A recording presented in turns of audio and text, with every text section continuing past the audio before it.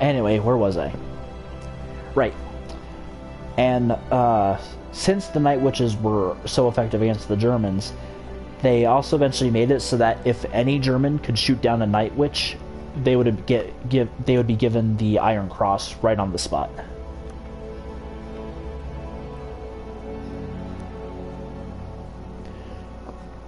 Which is a pretty massive deal, because if you reach that point, you've pissed off the German army. Not just the German army, you've pissed off their fear. What's another story? Sorry, there's a lot to remember, so... Oh, yes. Some American badassery, you know, just the usual. There was this man by the name of Audie Murphy, who was born and raised in Texas, for any of you who are from Texas. Which, I imagine, if you're from Texas, you already know the story, but... So, Audie Murphy... I don't know much about his life, other than once he got into the military, I believe at the Battle of Anzio, his men were surrounded. Oh, actually, hold on. Let me back up a bit. He was the youngest to achieve commanding rank in his his unit, and at the Battle of Anzio, he and his unit were surrounded by German armor. So, in order to buy his men some time, he ran up to a downed M10. Sorry, not A10, M10. I believe a M10 Wolverine, which was basically our anti-tank in World War II. He gets on the machine gun and starts shooting at the infantry, and I think there's a radio next to him, or he took a radio with him, I forget which of the two. And since it's connected to artillery, he picks up the phone when he sees the German armor advancing towards him, and he gets the receiver and starts calling out coordinates. I think he mentioned something about danger close, or he either mentioned something about danger close, or the guy just asked how close they are, because his eventual response is, give it a minute and I can hand you the phone, or a receiver, something like that. And just what made it so amazing is they, I guess I gotta spawn first. We have taken objective apples. And so what made it so amazing that he single-handedly held off a German advance, and then at some point during the fight, tank shell hit the tank he was on, and so some shrapnel got embedded into his leg. We have taken objective butter.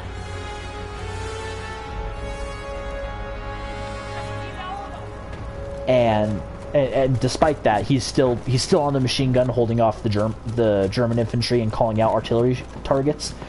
Once I think either when he runs out of ammo or when he realizes he can't really stay there anymore, he hops off the tank, limps back, but instead of telling his men to hold, he rallies his men and has them countercharge the Germans as they're retreating.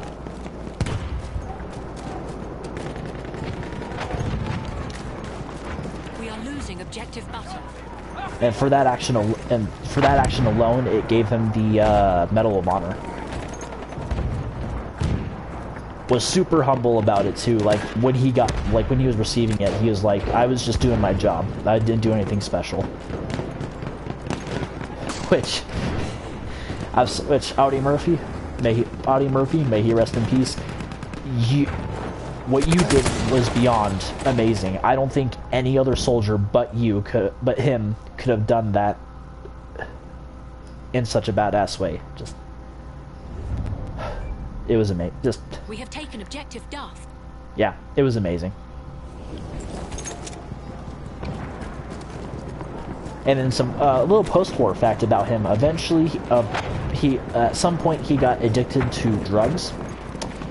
So, and instead realizing that he needed to get clean, instead of staying addicted to drugs, well, obviously he acknowledged that.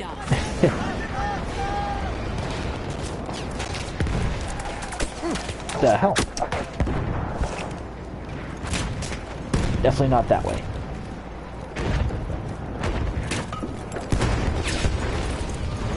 I am lagging big time. Holy shit.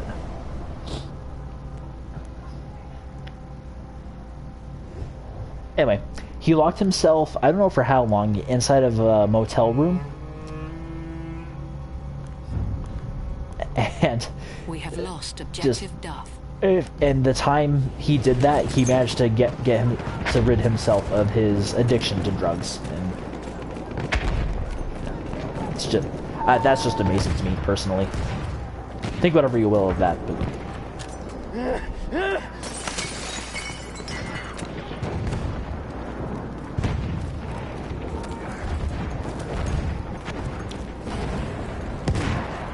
what else? Oh, there's this one time in World War II, during the airborne invasion of D-Day, or of the area behind the Normandy beaches, there was these two medics who dropped near this church. In wartime, a church is considered a sacred place. You cannot, no combat is to be taken there, and you cannot do any damage to it. So, so they set up shop in there. They set up their field hospital in there, because knowing full well that like they can use that to their advantage to ensure that if anyone comes by, it's a safe area. No one's allowed to. It's a safe area. No one can fight. So not long after, they set up. Why am I running?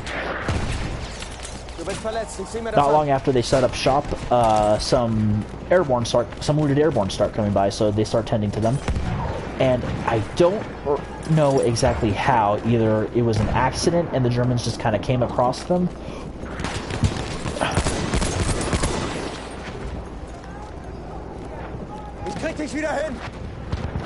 or the Germans heard about a field hospital there, so some Germans head over there.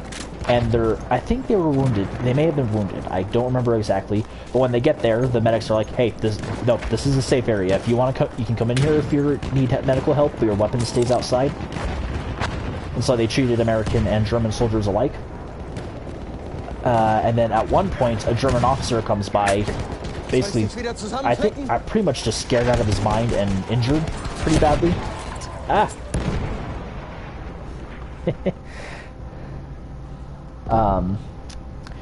So he's like brandishing his SMG, basically threatening them, and they're just like adamant, like, nope, you can't have your weapon in here. We'll treat you, but you can't have your weapon in here. Eventually he calms down and they're able to get his weapon away from him.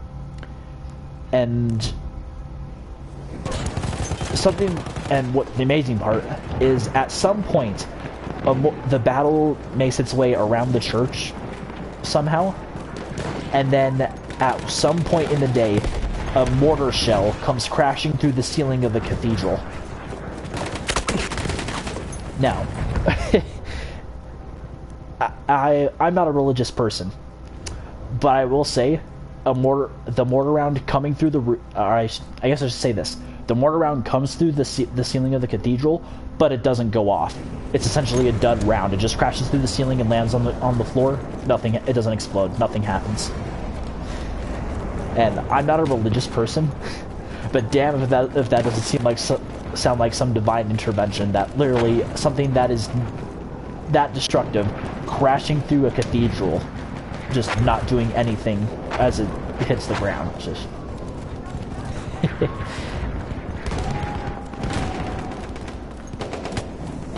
no, don't. That's just. It's just insane to think about, is really. Oh, a story from the Pacific. I forget which battle it was, but at some point in the Pacific, there was this dentist who he was either drafted or he voluntarily went into the Marine Corps to become a corpsman. And he was a dentist, so he was already an ideal candidate, because dentists were kind of needed on the front, because dental work is just as important as any other kind of medical treatment. And I think eventually he just gets set up as a field, either surgeon or a field nurse. Not nurse, field medic. One of the two. But during the battle, it gets super intense. There's a lot of Marine casualties, and they're getting wounded, so they're all coming back to him. Now, the Marines set up shop pretty far away from the front, so with the hopes that the wounded would be alright. But then, like, as the day goes on, as the day and battle go on, it's looking more and more like the Japanese are going to overwhelm the position.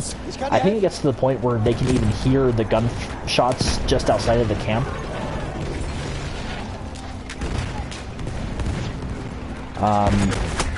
Shit.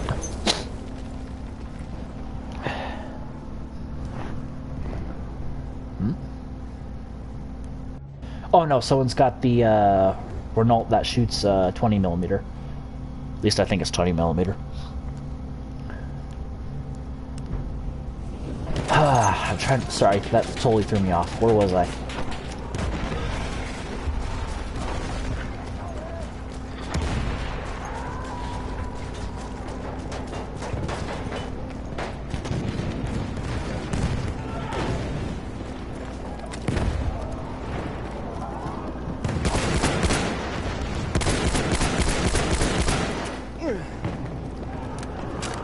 The hell?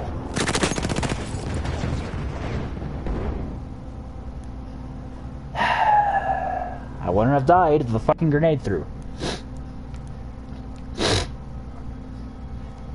Sorry. Anyway, so eventually comes to the point where the Americans need to retreat.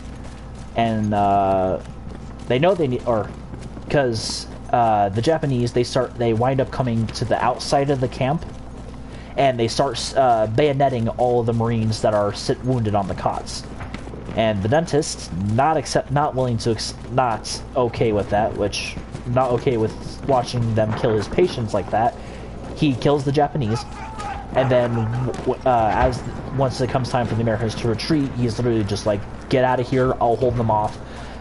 The guy, all by himself with a machine gun, he manages to kill like 90 some odd Japanese soldiers while the Americans are retreating. And he was shot a bunch of times. Like, how many times was he shot?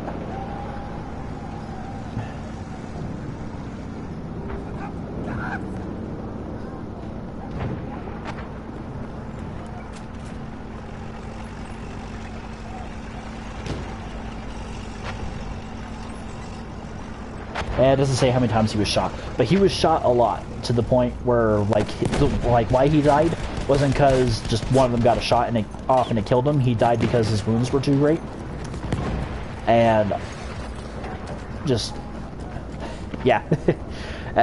The guy killed 98 Japanese soldiers while covering the retreat of his fellow Americans. Unfortunately, the story doesn't have a happy ending like with the Germans and the Brazilians. Unfortunately, when the Japanese once he finally succumbs to his wounds, and the Japanese confirm that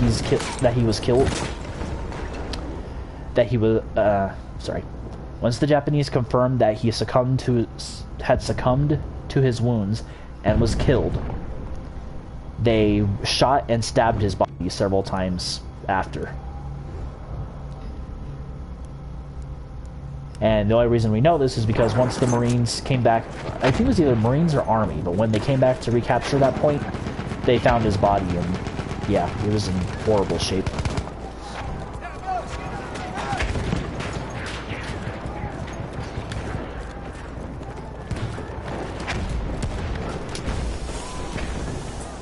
Soll ich deine Wunden versorgen?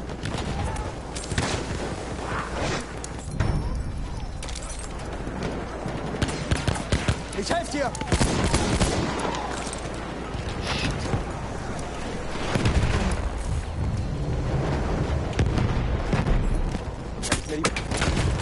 Damn.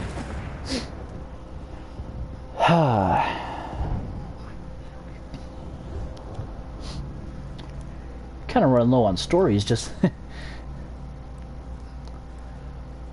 a bit of a shorter one. There's this really sad tale. I forget, it's unfortunate that I can't remember his name, but there was this man who managed to sneak into, I think it was Auschwitz, or not Auschwitz, he snuck into one of the Nazi death camps, and he recorded everything, not recorded, but like he took notes of everything they were doing, got a bunch of photographic evidence, and unfortunately, once he turned over that evidence to the Western Allies, they didn't believe him.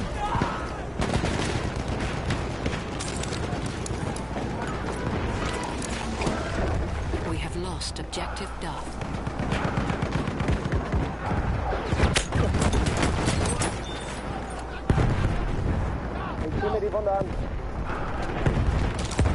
How are we going to capture this one? We are at a This is actual World War I. We are in a stalemate here.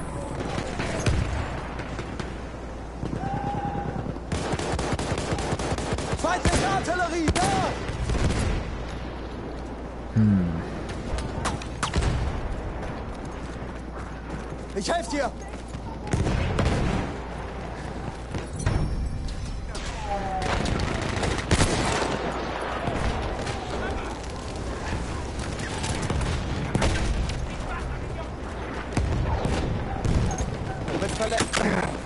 I'm dead. I'm dead. Yep. Oh, the sub-slata. Slay. I don't know how to pronounce that. Cursed Germans and adding consonants where they don't belong.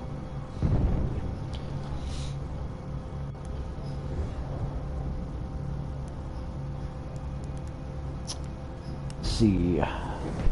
There's this one time in World War II, a German ace, seeing a damaged bridge. So, how do I start this? So, there was this German ace in World War II. His brother had been shot down by Americans. I believe it was a few months prior to when this happened. So, when he looks up into the sky, he sees that there is an American bomber in the sky. I believe it's a B-17. If he gets that kill, he will be awarded, I think, either the Knight's Cross or the Iron Cross. I forget the difference, and I forget which. So he quickly gets his plane refueled, rearmed. He goes up into the sky, and he's very much ready to shoot this thing down once he sees it. Then, as he starts getting close, he notices that there's a hole in the fuselage. So he gets closer, and then he sees the crewmen inside, keeping one of their buddies alive.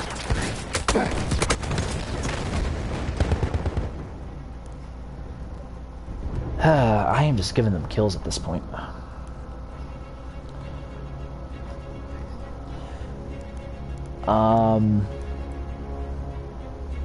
Right.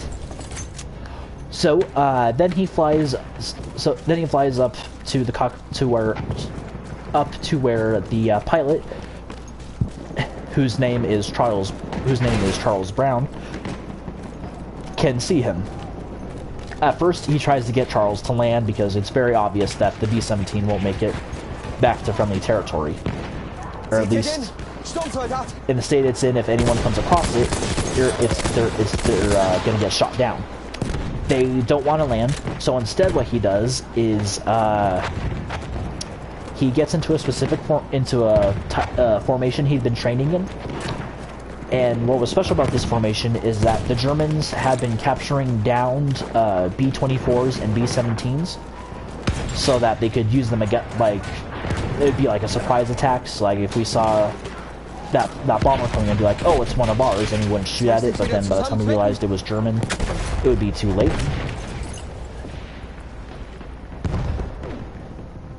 No way in hell he saw me from there.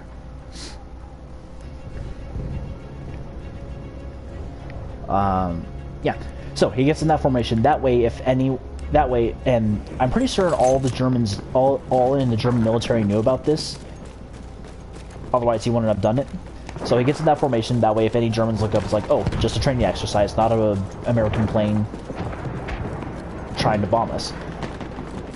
And I believe he flies them halfway to England before peeling off.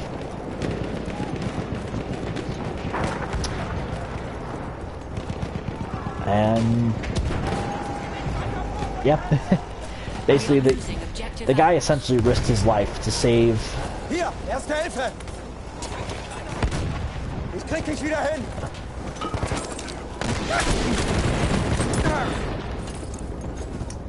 the guy essentially risked his life so he could save those pilots or those crew members, bomber crew. I think he even said in like an interview after that, like after the war, that like when he was first up in the sky, he was super ready to shoot them down because his brother had been shot down by the Americans earlier in the war. But then once he saw that bomber there, that bomber essentially limping back home, he understood, understood that they needed help more than that his he understood that his need to help was greater than his want for revenge. So he escorted them to safety, saluted them, and then left them to their own devices. And what's even nicer about it is that after the war, I forget the name of the German pilot, but the German pilot was looking for Charles Brown. He was trying to figure out where he was so he could write him and just make sure he was okay, that he survived the hell of World War II. And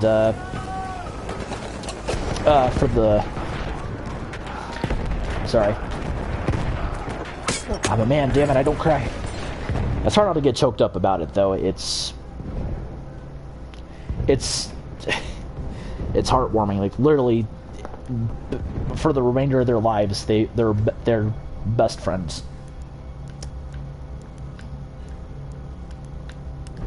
All because he decided not to shoot down the bomber. Sorry, I know I'm bad at telling stories. I'm sniffling a bunch. Like I said, this one, it's hard not to get choked up over just because, you know.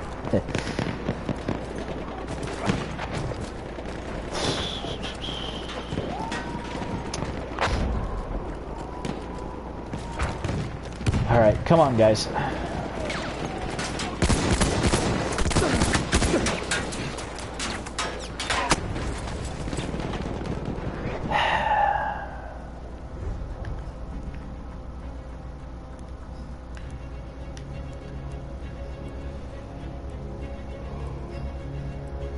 The hell happened to the rest of the team?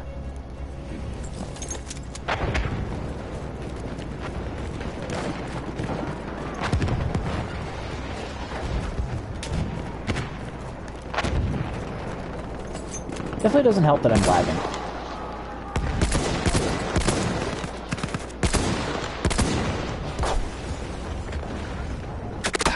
Shit.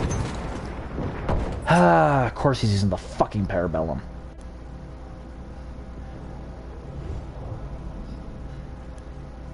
Surely I have another World War II story. There's a shit ton of them.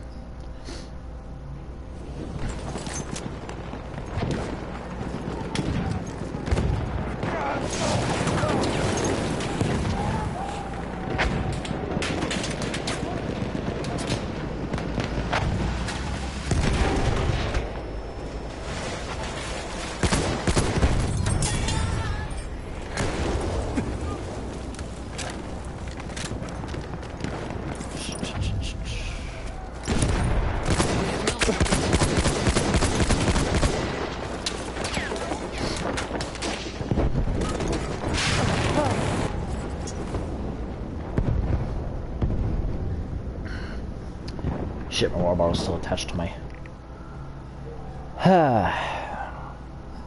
We are losing objective butter.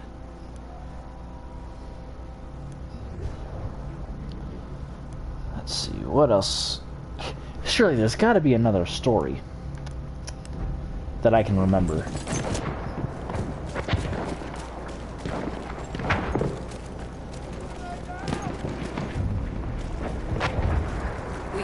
Objective butter. Come on, you idiots.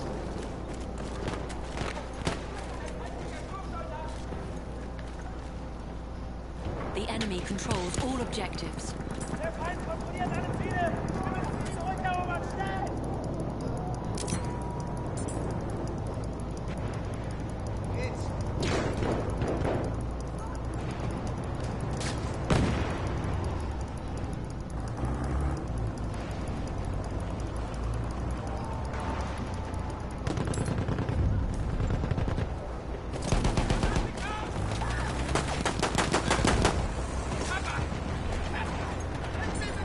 Du bist verletzt. Ich kann dir helfen. Vorsicht, Jungs, ich habe eine Granate.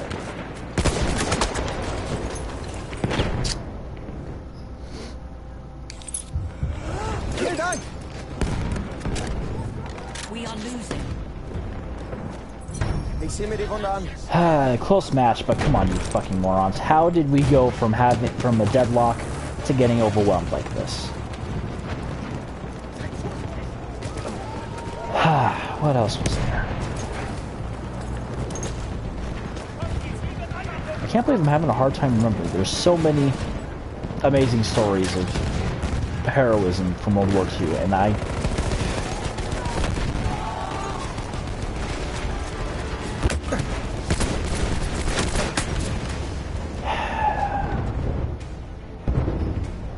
We have an armored train en route. I think once this match is over, I am going to take a quick break just to get some water, because I am really fucking thirsty and my throat is hurting.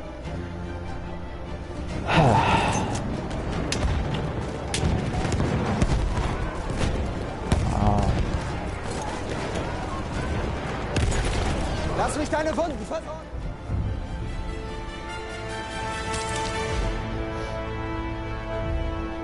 Okay, I'm going to, while I'm thinking of another story from World War II, I'm going to go get my water real quick. I will be back in just a moment.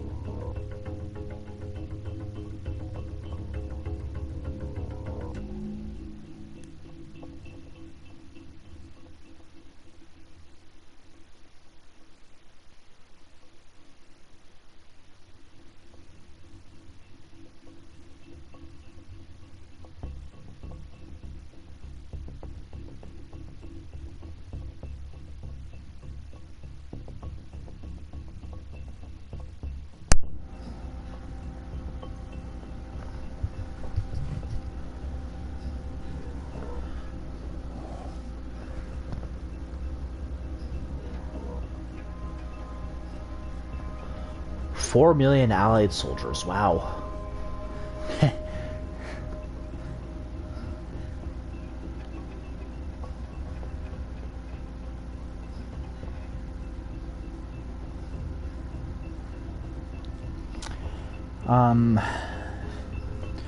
Actually, here is a story. So, close to the end of the war, there is this group of Wehrmacht who are stationed near this castle called Castle Ita. At the castle, I believe there were some prisoners. I believe they were just political prisoners. With one of them, I can't remember the importance of one of them. I'm sorry, forgive me. Shit. Wrong handgun.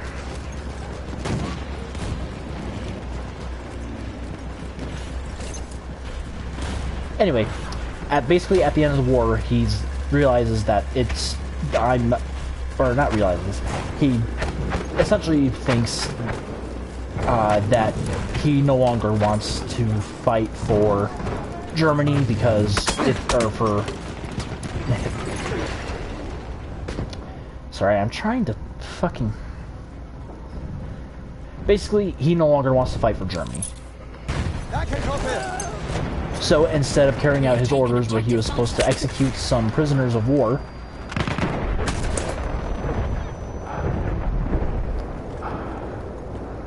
do not tell me someone is in a fucking Ilium Morimetz. Fuck you for using the Hellriegel.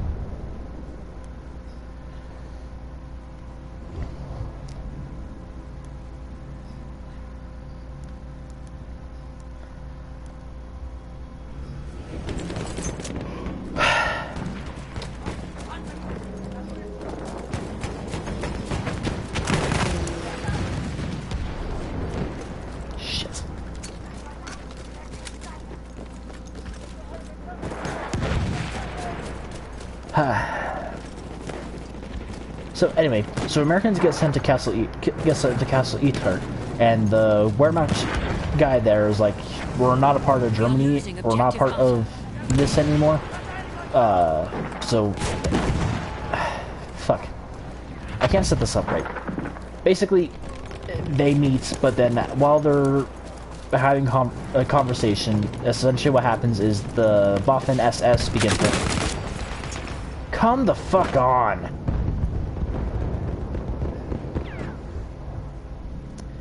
Anyway, the Wehrmacht, the Waffen SS began attacking Castle Ytar because they know that there are some traitors there, and they want to carry out the last last orders from Hitler.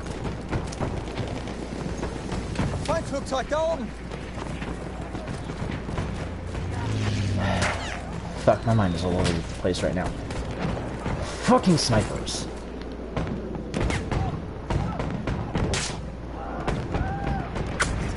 God, I'm gonna break my fucking controller if I die to another sniper.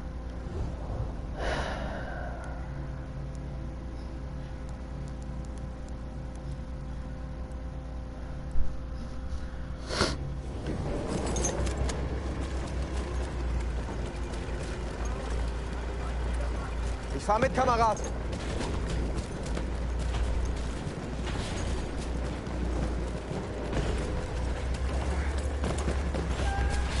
Anyway, so We have taken objective Butter. damn it, I keep forgetting to switch the... Anyway, as the Wehrmacht... not the Wehrmacht. As the Waffen-SS attacked, the American soldiers that are there and the Wehrmacht troops that are there unite and hold off the Waffen-SS.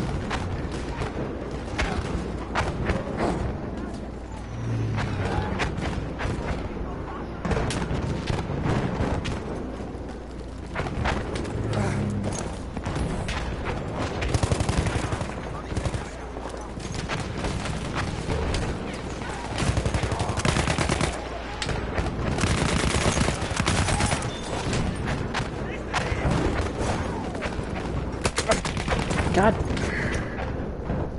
Guess I can't be too upset about that. Fuck you. We have lost objective Duff.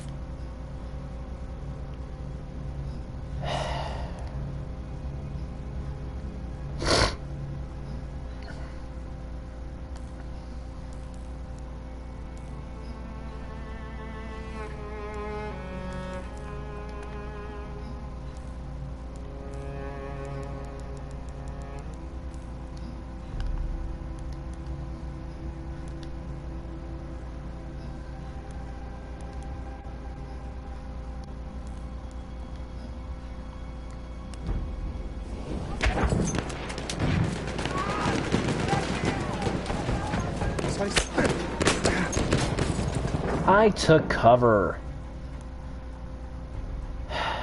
We are losing objective Butter.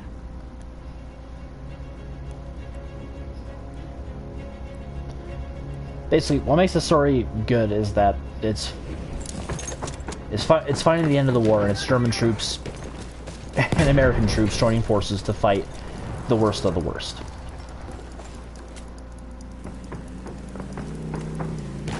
And I don't mean in terms of skill. The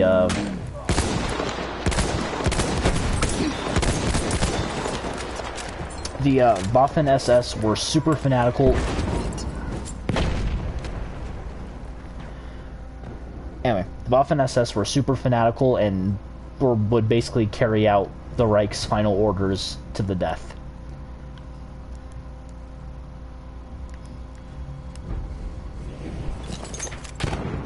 There's gotta be something else I'm fucking forgetting.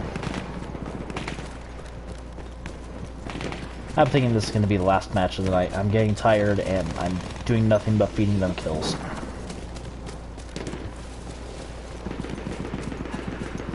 Maschinengewehr, eindeutig feindlich.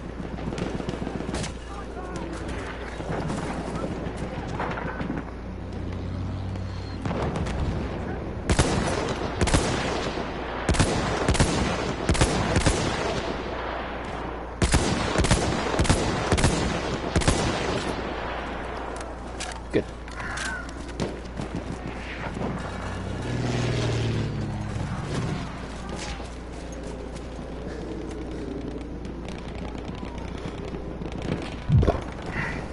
Excuse me. Actually, yes, there is a story. I just can't. I casually mentioned it earlier, but completely forgot to elaborate on it. So, during World War II, in the Pacific Campaign, there was this. I need to look up his name, but there was this guy who wanted. His father was in World War I, and so he. Joko 86. I shall accept that after the stream, if I remember to.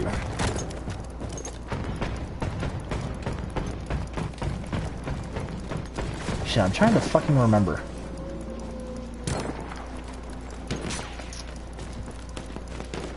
Right, so I forget his name, but he wanted to join the military to be either a medic or a corpsman. Medic, because he wasn't in the Marines. And just because of his religion, I forget. I think he was a Seventh-day Adventist. I might be wrong on that, but basically, I guess he was Christian, but what made his religion just a bit different from other sects of Christianity, instead of the Sabbath being on a Sunday.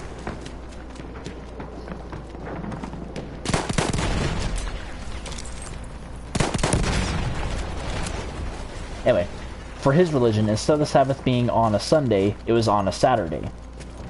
And of course, since the military has to allow special religious, not treatment, that sounds bad. Since the military has to abide by religious needs, he was allowed to have Saturdays off instead of Sundays off. Unfortunately, because of this, the other soldiers he was training with didn't like him because they thought he was lazy.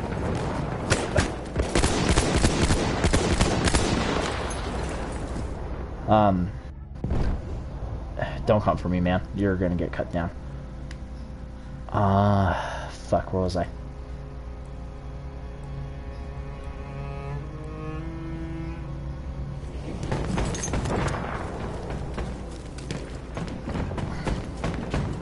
Right, so yeah, basically, his men start out not liking him. Or his men. The people he's training alongside don't like him at first. But once he officially gets deployed, he starts gaining favor with them because, well, he was a damn good medic. Like, he saved as many lives as he could. He was super steadfast in his beliefs. He never let anyone bully him into renouncing his beliefs, which, no, I think that last one might be inaccurate. I'm not saying that he renounced his beliefs, but I don't think there was ever a point where they were trying to force him to renounce his beliefs, but he was steadfast, essentially. Even to the point where, like, some of the people who once, like, scoffed at him and were assholes to them were, like, whenever he would pray, I think it was before they were before they moved out. Nope, that's right.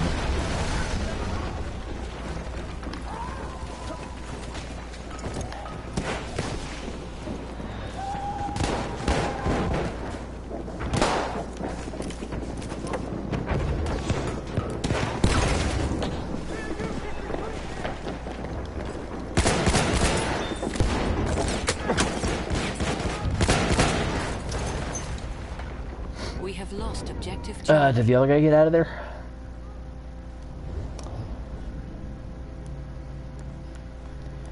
And basically, he was a damn good medic. The guy, I think, pretty much just like with going along with that phrase, I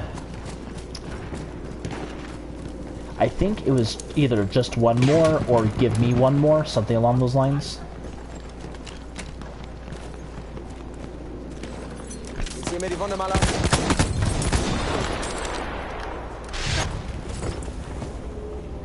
Seriously? Because I stepped in fire that wouldn't even set my shoe on.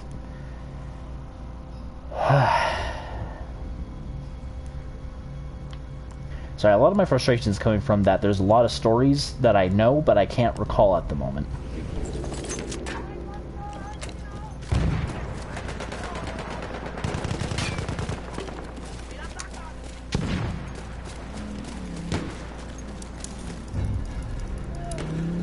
We have taken objective Freddy.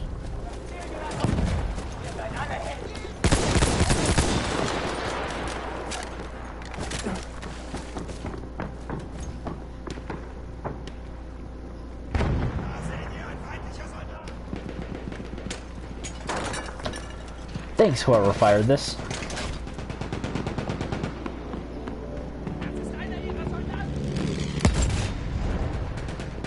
We have taken objective Duff.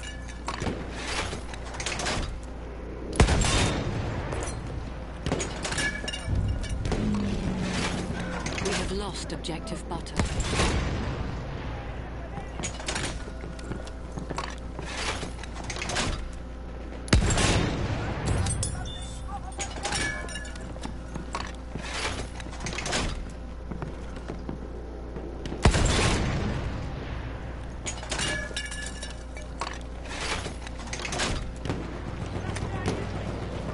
I can be of a lot more use if I'm up at the front. We have lost objective Freddy. Ich helfe dir! Halfway there, we have the upper hand.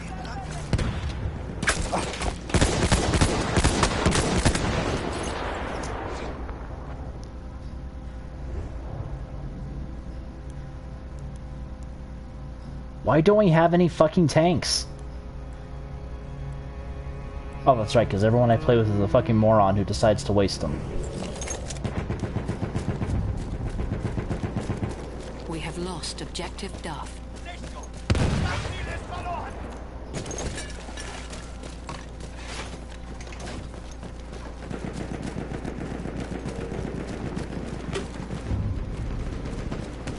We have taken objective Charlie.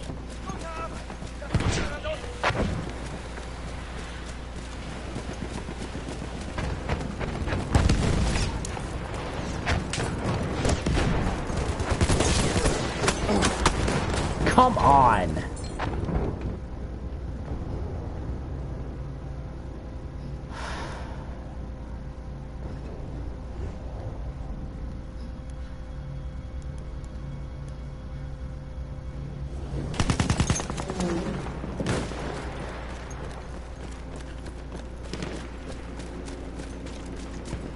Come on, people. Stop hiding and push up.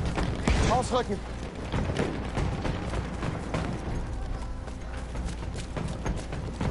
Sick of losing because my fucking team decides to do absolutely nothing.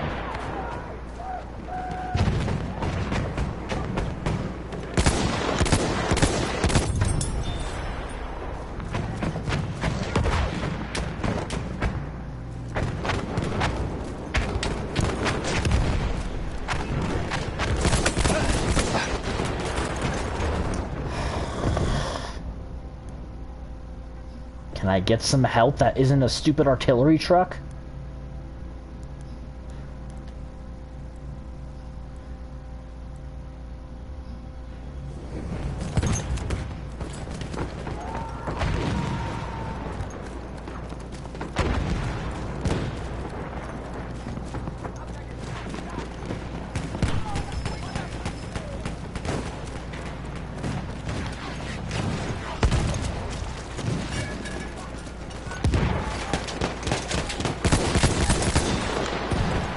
shit, because he died on the vehicle. I can't. Damn it.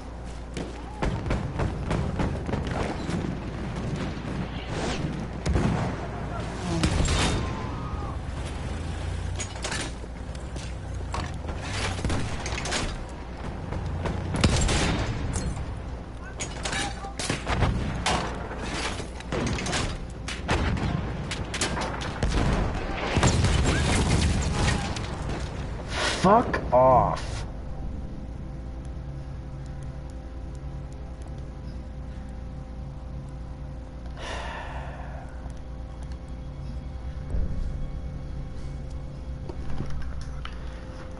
Getting to a different match, and that match will be the last one.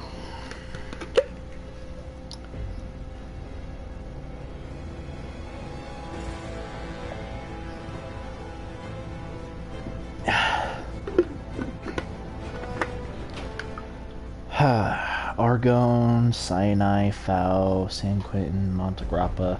I already played Montegrappa. I don't want to play... Yep, fuck it. One last homage to the Italians.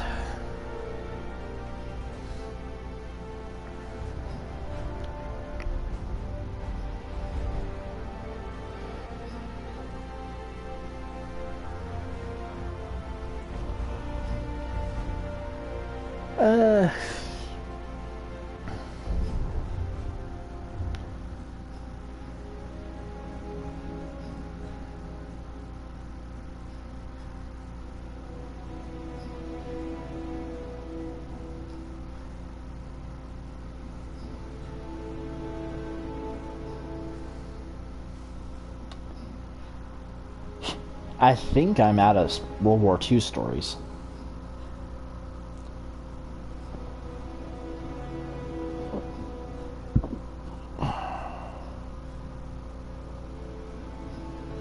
Over the highest peaks. Yep.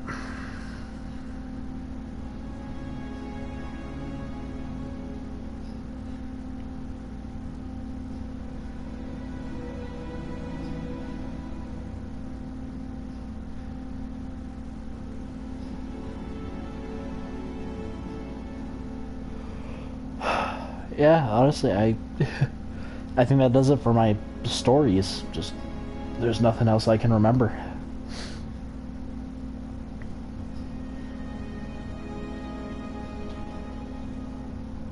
I guess just to go back to World War One, and 1914.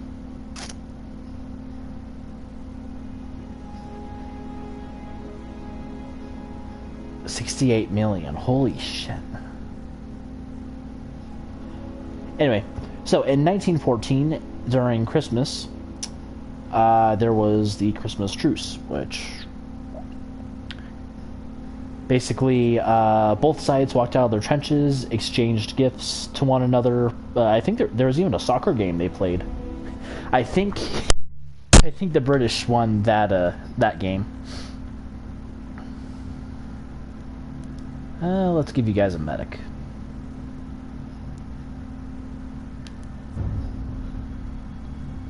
We have taken objective Charlie.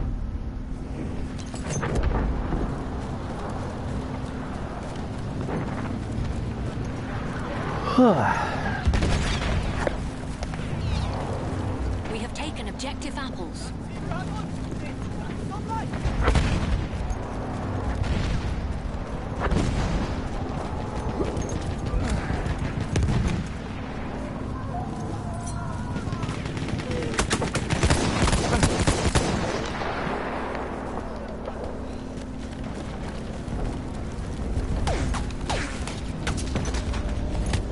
Granate. Sieh mir die Wunde mal an. Oh shit. Move, move, move. Wir rücken ab. Macht schon. Airship coming down.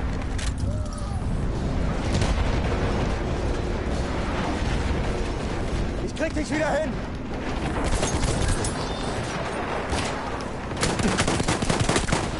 Shit. I will always remember how epic that was when that came down. Anyway, Right, Christmas. It's pretty much self-explanatory. Just for for Christmas Day in 1914, German and British troops did war with one another, gave gifts to one another. Unfortunately, because it was war and, well, in war you can't see your enemy as human, both sides banned that ever made rules that could never happen again.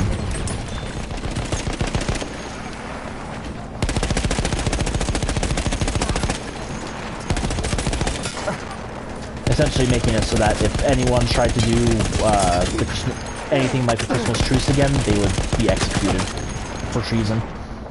Not bad. I took out 3, 4 of them. I certainly could have done a lot worse. I think all it comes down to, I'm just tired, irritated.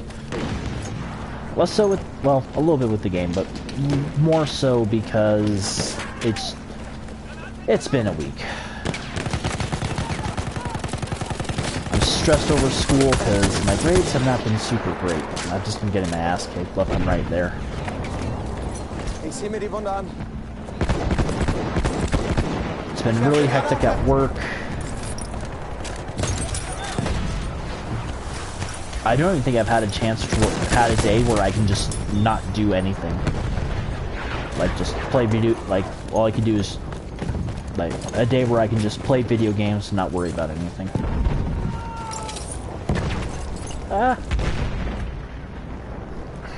Whatever.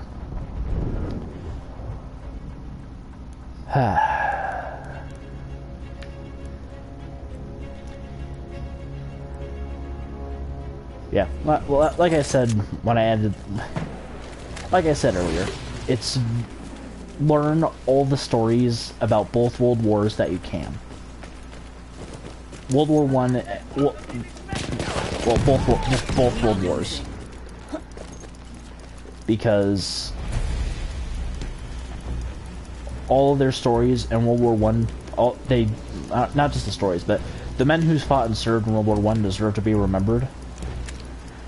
And in terms of World War II, the greatest generation, unfortunately, is dying at a very fast, not a very fast rate, but at a rate where one day they'll be gone and all we'll have left are their stories. We have to do everything we can to remember those stories.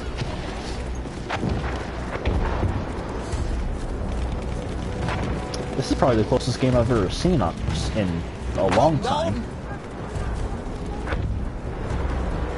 Shit, tank. Lost objective Charlie.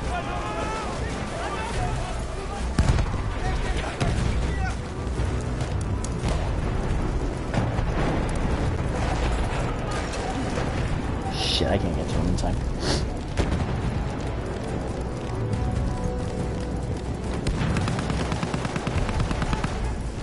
Yeah, we're not gonna win. Oh well.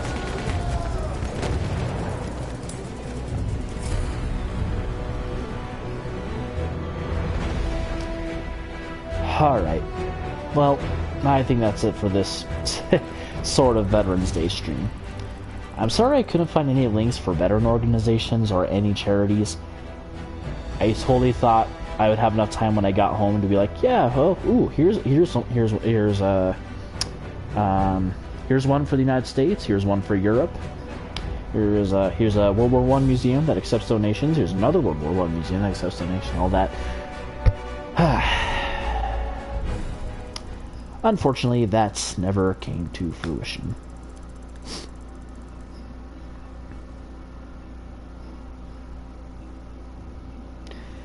So, as compensation, I will have on the bottom not on the bottom. In the description of these videos, once they go up as archived footage,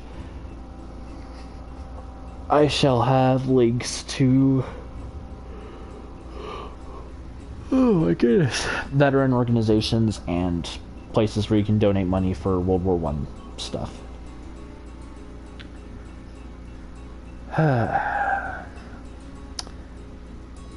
So,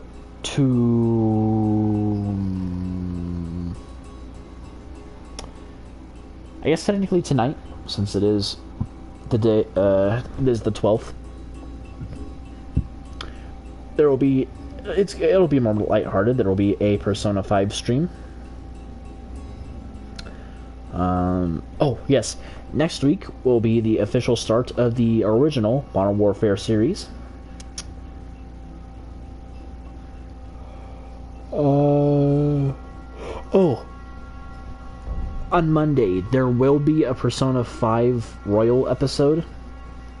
Just because I don't stream on Sundays, and since tonight is going to be a stream.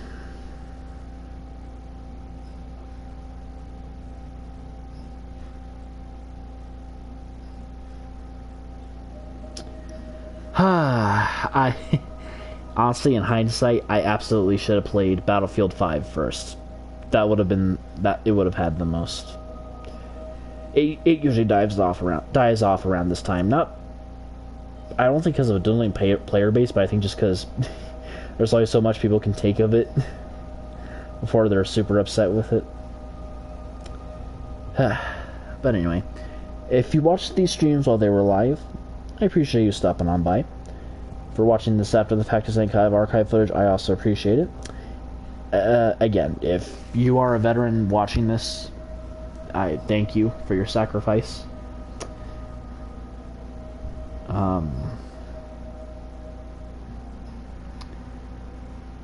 And in terms of Armistice Day, let's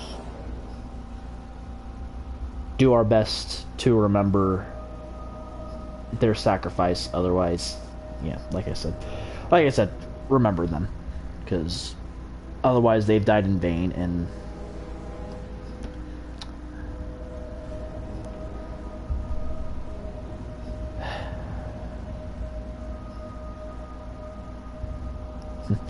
I really just remember them.